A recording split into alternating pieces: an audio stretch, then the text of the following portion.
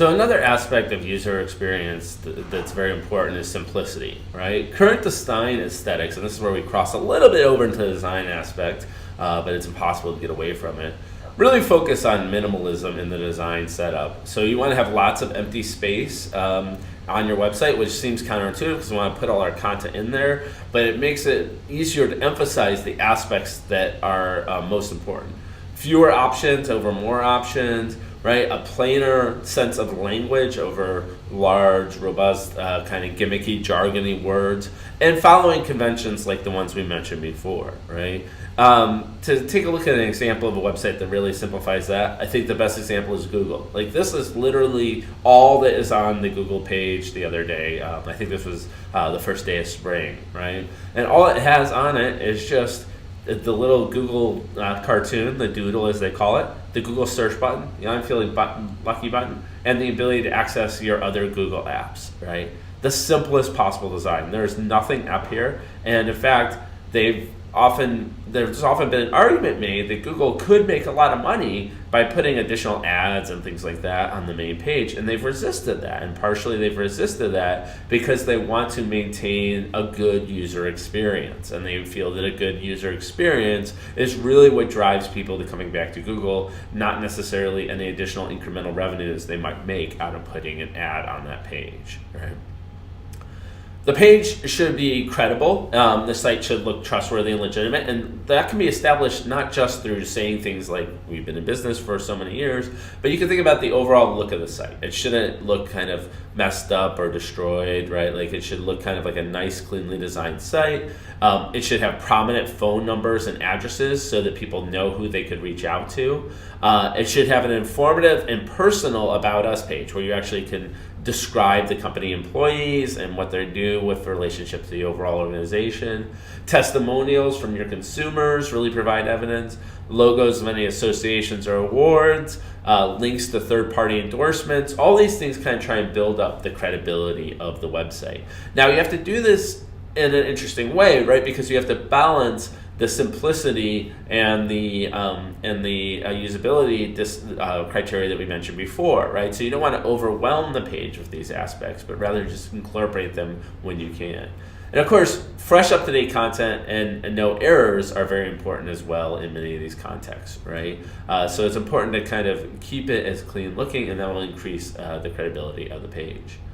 One website to mention in this case, right, that I think does a pretty good job, Buy.com, which is now Rakuten.com. You know, it's one of these websites that for a lot of American internet users may think that Rakuten is not necessarily a name that they're familiar with. They don't know if it's credible. It's not like there's Rakuten stores out there or anything like that. So they go out of their way to kind of incorporate the Bizrate customer certified, TrustWave icons. They have quick ways to get additional access to customer service, right?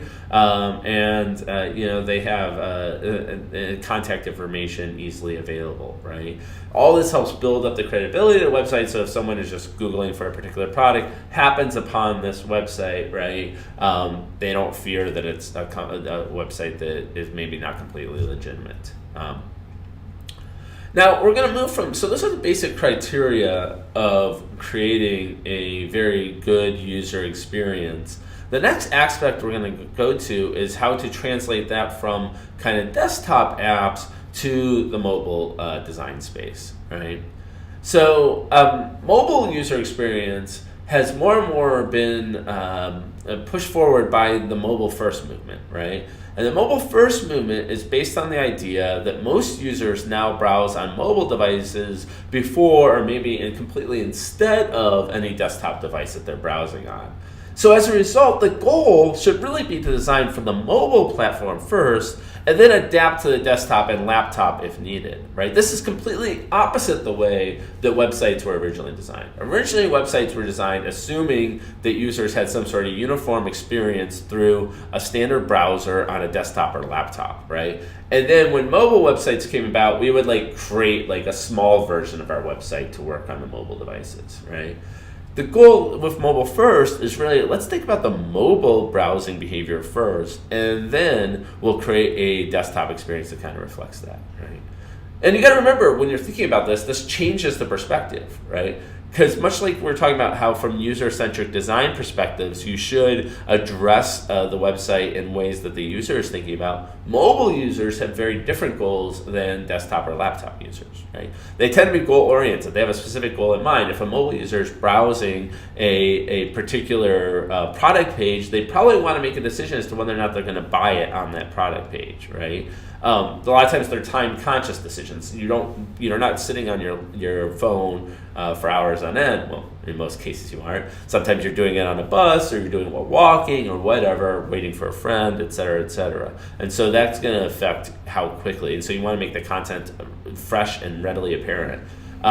Search dominated. People tend to find these websites by searching for the content that's there, not necessarily typing in the website name, right? Moreover, once they get to the website, right, they tend to try and find exactly the piece of content they want. They might do that through a search box on the website, or hopefully you've made a link very obvious, right? The content also needs to be more locally focused, right? Focused on what's happening in the immediate environment of the user. So popping up if you're a national chain of restaurants, maybe having access to the local chain that's relevant would be very useful for the user, right? Now, there are very much mobile device limitations we need to think about. There are smaller screens. Now with something like the iPad Pro, that's becoming less of a problem, but the vast majority are still viewed on smaller screens. The inputs are more difficult, right? It's easier to type on a keyboard and with a mouse than it is to type on mobile devices. In fact, we've seen some of the search terms, going down in size because people just don't like typing as much on the virtual keyboards, right? Sometimes the connection speeds have been slower, though, and in a large part of the U.S. and other developed nations, that's no longer much the case.